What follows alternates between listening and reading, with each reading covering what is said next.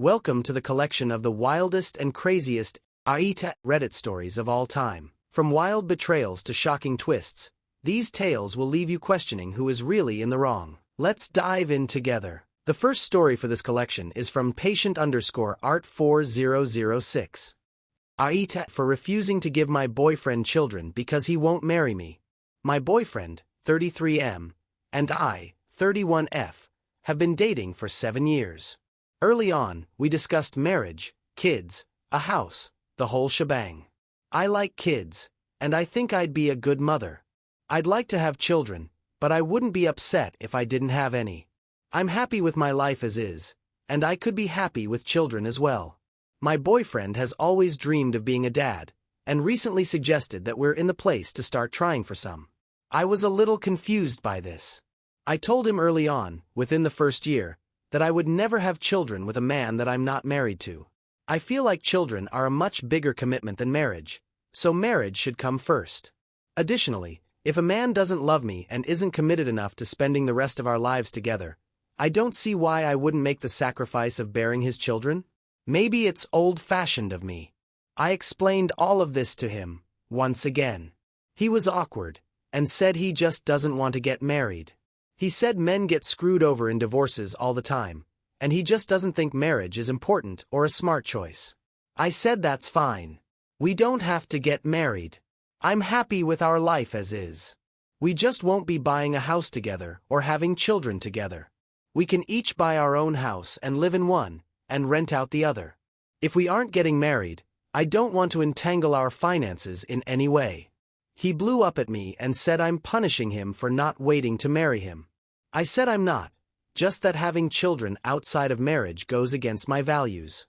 I also told him that since he's super against the idea of marriage, I am not going to marry him just for a shut-up ring, that he only gives me because he wants kids. I want him to want to marry me, and if not, that's okay.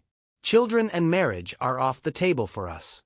If he wants kids now, he needs to leave me and find someone who will have kids for him without expecting any stability in return. And maybe I could find someone who wants to marry me, and maybe or maybe not have kids. I said all of this to him. He's been very distressed and emotionally distraught. He has a disease that very much so limits his life expectancy. He has said that if he doesn't have kids ASAP, he probably shouldn't have them at all, because otherwise he wouldn't be able to see them into adulthood. AITA. OP is not an AH. She clearly communicated her boundaries from early in the relationship and is standing by her values without forcing them on her boyfriend. As for scores, I would rate OP's boyfriend 2.5 and OP 0 out of 5 on the AH scale. Let's now jump onto the next story from NoFish1808. AITA for not going to my parents' house overnight because I don't want to share a room with my sister again. I'm 19F. Almost finished my freshman year of college. When I moved out in July, I knew I didn't want to go home to live or even spend the night again. When I went home for Christmas, I stayed with my grandparents. When I visited for birthdays, I stayed with my grandparents. This was talked about, but I put my foot down and told my parents and sister, 15, that it's how it would be. They didn't like it, but I didn't give in. My grandparents have agreed to let me stay for the summer. My parents were upset when they heard I was going to my grandparents again instead of coming home. They told me my old room is there just like I left it. The problem for me is it's not my old room. It was mine and my sister's room. We always shared, and I hated it. My sister was never my favorite person, but I was always her almost always, and she does not respect boundaries or personal space. She was a clinger, and she made sharing with her miserable for me. She was climbing into my bed at night, and I found out a few years ago that she'd spill stuff on her bed intentionally at times just to share with me. She was always trying to cuddle me without consent, and even when I explicitly said no, she would never respect the 1-hour rule where we were supposed to be allowed the room for 1 hour without the other going in. Not to mention, she was so messy and would bring food into the room and let it spoil. She had this candle she loved the scent of, but I hated it and it gave me so many headaches. Even without the room, she was clingy. She always wanted to spend time with me. She got jealous when I went out with friends. She tried to drag me along to hangouts with her friends. I couldn't do anything without her begging to tag along. There was never enough time dedicated to her. If we did something together, she'd throw a fit when it ended, and it was worse if I went to do something else with someone else. And she'd skip plans with her friends, even parties, if I had nothing on. That happened so much that some of her friends stopped being her friends because she'd do this stuff without telling them. And she'd cry when I didn't hang out with her after she skipped stuff. Our parents never helped. They told me sharing a room was good for us and being so close was good for us. When I told them the closeness was one-sided, they told me I'd look back when I was in college, and I'd be glad I had those years because I'd be miserable without her, and I'd be stuck with some roommate who wouldn't make me so happy. The truth is, I finally feel like I can breathe. I don't miss my sister. I don't look back fondly on the years we shared a room. The reason I never go back to my parents is that I'd be right back to sharing with her, and I could never do it again. When I was visiting, she was just as clingy, and she gets angry when I don't text her or call her every day. I have tried to set boundaries before with my sister. I tried to bargain with her too. But she'd ignore my boundaries and ignore my bargains, and she'd do what she wanted. My sister's upset I'm not coming home to stay for the summer. She asked our grandparents if she could stay with them for the summer too, and they told her they didn't have space. She said it was okay and we'd share their spare bedroom. But the answer was no. My parents told me I'm being childish and sharing is normal, and I'm not okay if I don't miss it at all. They said everyone complains about sharing as kids, but when they spread their wings, they miss the comfort of it. And they said a good sibling would never hate that time with their sibling. AITA. OP is not an AH. She's setting healthy, overdue boundaries after years of forced closeness with a sister who consistently ignored her comfort and consent. Choosing peace over obligation is reasonable and mature. So, I would rate OP's parents 2.5, and OP 0 out of 5 on the AH scale. Let's now move on to the next story from Throw Ralksulks. AITA for leaving the weekend friend trip after being made to sleep on the couch? I, 29F, and Josie, 30F, have been friends since high school. We live apart but still keep in very regular contact. I was invited to stay with her and her husband Leo, 30M, for a few days because their town was having a huge annual festival that we were all interested in attending. They had asked me to come early this year. Maybe a month or so before, they informed me they had invited some college friends to stay for the weekend as well. I was excited for this because I have only met their college friends a handful of times, and I know they are close. The plan was for me to stay Thursday through Monday.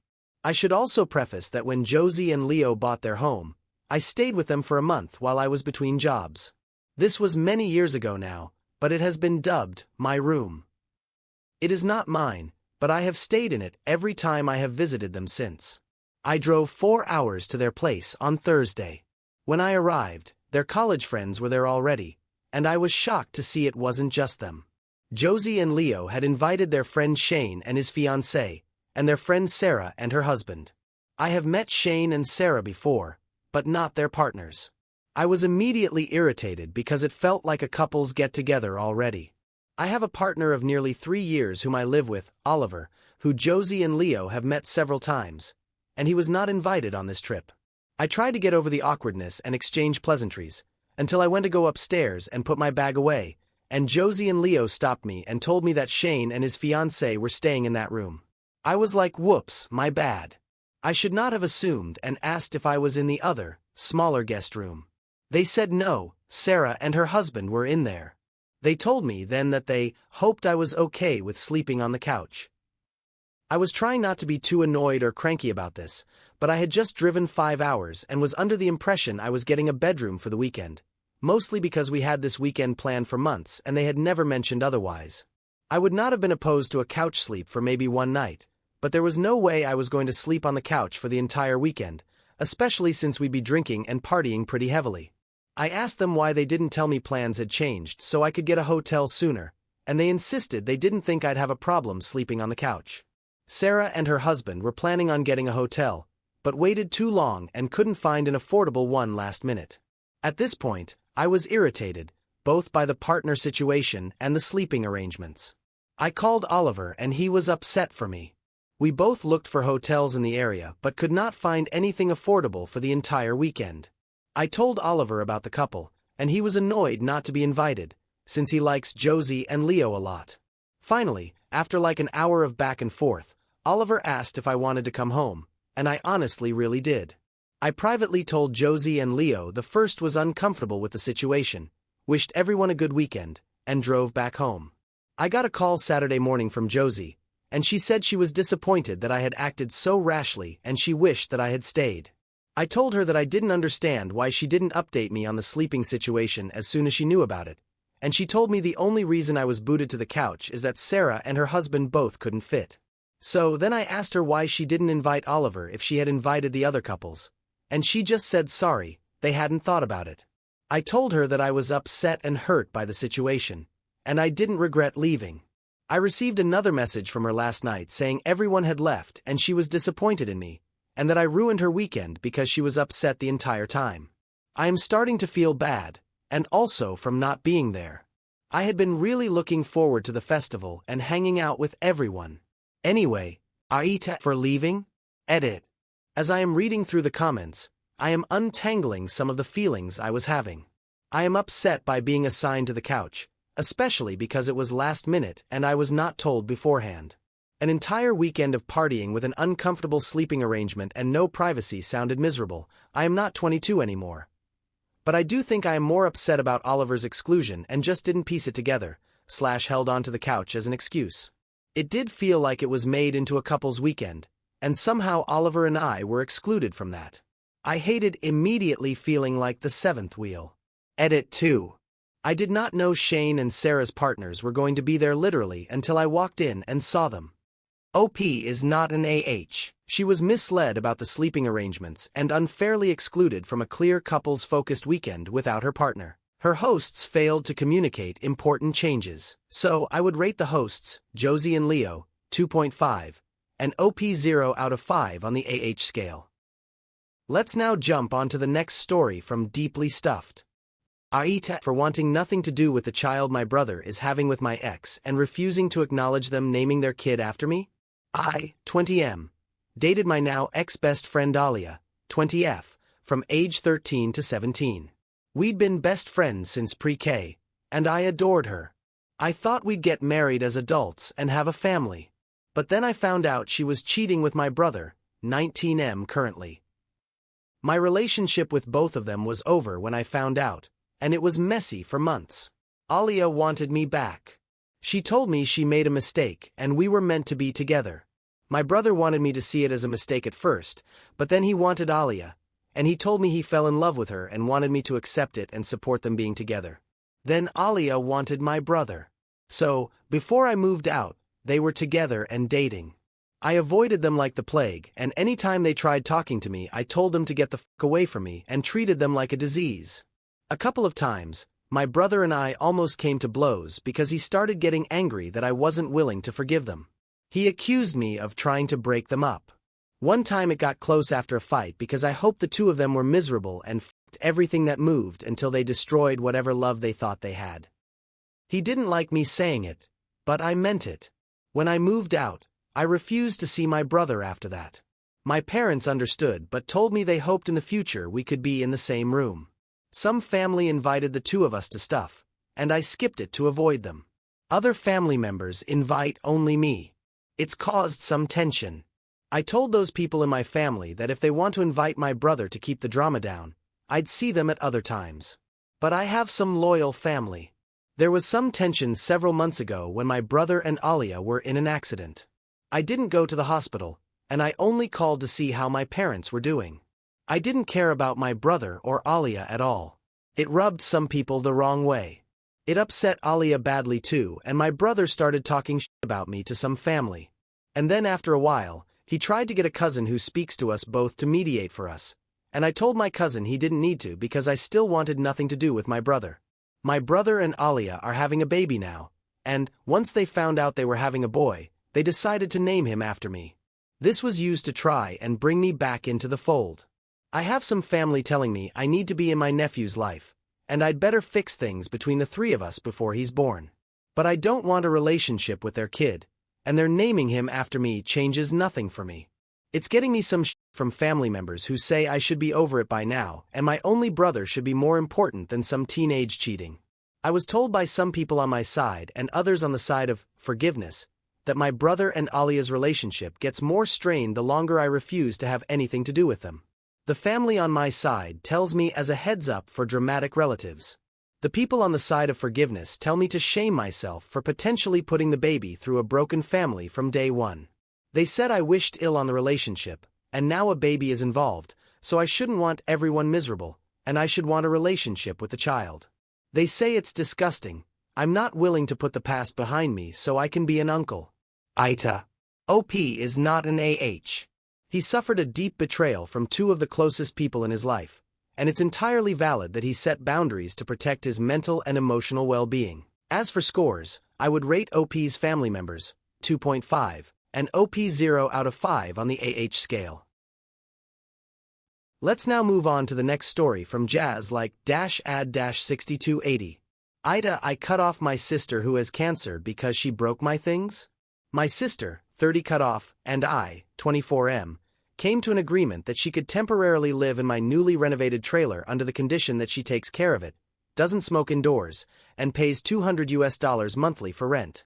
I poured my heart and soul into making this old trailer nice again, and new parts are hard to come by, so I was hesitant to let her live in it. I'd also heard her car, which our mom sold her, was once a luxury car and is now a beater, and she failed to make payments on time until our mom gave up trying to collect.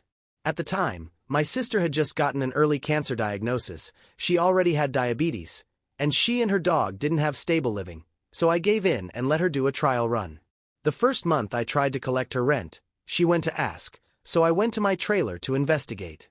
I found the entire place wrecked and abandoned. The mattress was on the ground outside getting rained on, 'cause her dog peed on it. There were pipes and cigarette butts on the counters. She ripped the sliding window screen out of the frame. Her dog had crapped all over the floor and there was trash and rotten food strewn all over.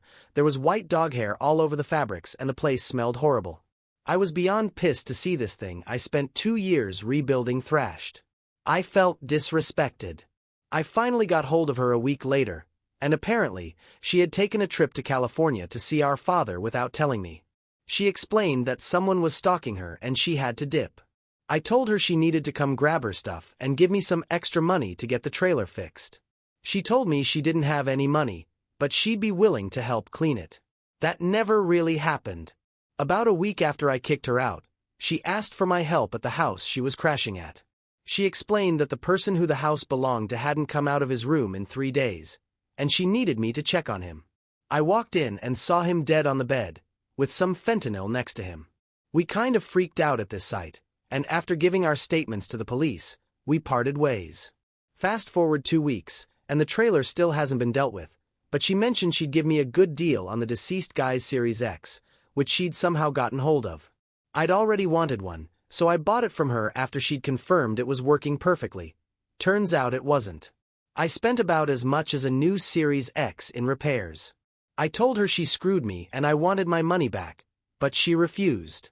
At that point, I said f it and haven't been involved since. A part of me feels bad because when things are good, we get along well. She's always supported my music career, and we have a lot of common interests, but her drug addiction and her lifestyle are so chaotic, I don't want to get swept up. She's in such poor health, I feel like I need to be there for her, but she's burned me so much. AITA for cutting her off? OP is not the AH. He gave his sister a chance out of compassion, and she completely violated his trust by destroying his property, dodging rent, and scamming him with a broken console. Setting boundaries to protect his peace and hard work is completely justified. So, I would rate OP's sister 2.5, and OP 0 out of 5 on the AH scale. Let's now jump on to the next story from Intelligent Lock 5014. AITA for threatening to expose my dad's affair with his wife to get him to stop fighting for me to be at his house? I, 16M, was 8 when my parents divorced because my dad was cheating on mom with his wife. My dad actually took me to her house a few times to watch her kids so they could cheat. She was married too. When the affairs got exposed, dad and the ex-husband had to do DNA on her kid. The ex was the father, but he took off. My mom ended her marriage to dad. I have hated my dad ever since, and I hate his wife too. They got married and had kids together, and they tried to make us one happy family. But I never wanted any part of it, and life's always hell when I'm around. I don't like or respect either one of them. They both know it. I will not help them even if they only want something small, and for the whole time my parents have been broken up, I wanted to live only with my mom. I was in therapy until a couple of months ago. But it only made me realize how much I want to go no contact with my dad. He always fights for me though. The judge didn't listen to me in court either. Being 16 doesn't give me a say in any of this. And my mom could lose custody if I refused to go to my dad's house. After court, the last time, Dad told me I needed to forgive and move on. He told me I'm hurting the other kids by making it so clear I don't want to be around the family. I told him I'm not forgiving. I told him he was nasty to bring me into his affair, and his wife was nasty for thinking she was anything to me other than the trash he cheated with. He told me if she's trash, he must be too, and I said yeah. He and his wife both tried after that to change my mind, and she told me how much the kids see me as a real brother and would be crushed to know I'm indifferent to them. I told her that it was a problem for her and her dad to deal with. They told me I don't get to stop going to the house just because I'm angry and Dad promised he wouldn't stop fighting. So, I asked them how they'd feel about their coworkers knowing about the affair. They have coworkers over most Friday nights. They have no idea how my dad and his wife met and about the affair. I told them if Dad didn't let me go, I'd let the coworkers know, and I didn't care if anyone else heard. They told me I couldn't, but I told Dad I was serious, and that's how badly I want to be done with him. He let me go back home that night, and I haven't been there since. But he's been to Mom about it all the time. She had to mute him because he kept texting her repeatedly. I saw a few, and he's saying I went too far trying to expose them like that. He even got my aunt, his sister, to tell me how I went too far and risked hurting the kids the most and costing them their jobs or whatever. I don't know how that'd work, but that's what my aunt said. She told me I should have tried to be more mature about it. AITA. OP is not an AH. He's a deeply hurt kid forced into a toxic situation by a father who betrayed his trust and keeps ignoring his wishes. Threatening to expose the affair wasn't ideal, but it was a desperate move from someone who's been consistently silenced. So, I would rate OP's father 2.5, and OP 0 out of 5 on the AH scale. Let's now move on to the last story from Shameful Past 004000100. AITA for refusing to apologize for marrying and having children to the kids I put in foster care? I gave birth to my first kid when I was 13 and my second when I was 14. Neither of those pregnancies was my choice, and I did not choose to carry to term. They were the result of a family friend getting to do whatever he wanted to me, and my abusive parents refusing to let me abort. They talked about the pregnancies being punishments for trying to defy what their friend wanted from me. I had always been physically abused by my parents, but once I was pregnant for the first time, the abuse became a daily occurrence. I only got free a few months after my 18th birthday because my parents were both arrested, and what happened to me came to light. I told everyone who spoke to me that I did not want to raise the kids. There were attempts to help me keep them, but even though I did what I could to keep them alive, I never bonded with them. I didn't have motherly love for them. I'd done the best with what I had, but that wasn't good, and I knew it even back then. Not only because of my lack of love or bond, but I was also very messed up. So, my kids went into the foster care system, and I terminated my parental rights to them. For another 4 or 5 years, I lived pretty badly. I made dumb choices because of my traumas, and I struggled to live the life I wanted. So much of everything was new to me, and I didn't have a support system. I never even graduated from high school. But eventually I got my life together. It wasn't easy, and I have needed so much therapy. I still go to therapy, and I'm still a work in progress. I think, given my past, I always will be. But the person I am today is happier, healthier, and I have the stability and support needed for a good life. I got married and had children with my husband in the last 5 years. Even though I technically had kids before, I felt like a first-time mom in many ways. There were a lot of firsts with my pregnancies and our kids. Several months ago, my older kids found me and reached out. They had questions which I did my best to answer, but a lot of them I could not. I don't know medical history or all that much family history or info on their father. It was difficult, and I spoke to my therapist a lot in that time.